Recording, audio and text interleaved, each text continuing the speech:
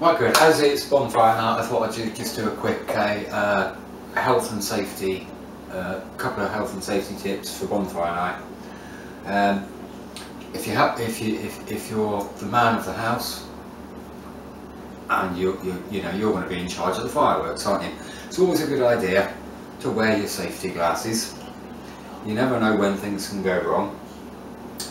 It might also be a good idea to don a pair of gloves before going anywhere near your fireworks. So there you go. Now, accidents do happen and sometimes fireworks do go wrong, so it's always advisable to have a big bucket of water ready to throw onto any fireworks that should potentially go wrong. And also, rather than using a match to light your fireworks, get yourself one of these. There's just a little gas. Helps if you switch it on, of course. And you can just then light the firework quite safely at arm's length. I'll be back in a minute to show you our amazing firework display this year.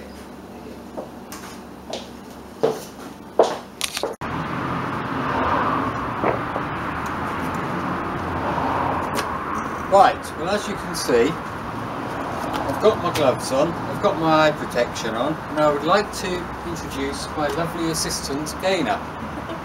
And we're now going to start the most spectacular firework display you will have ever seen. At arm's length,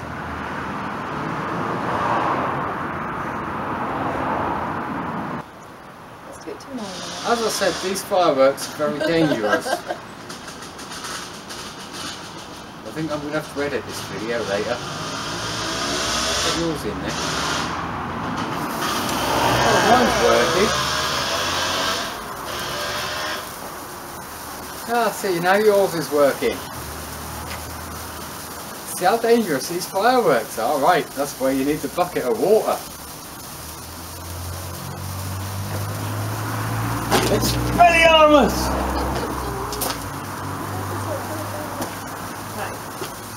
Right, okay, that really works well as a video. I'm going to go around here now. Off you go then. So now you can see why it's really necessary to have the eye protection on and the gloves. You don't want to go burning yourself on one of these now, do you?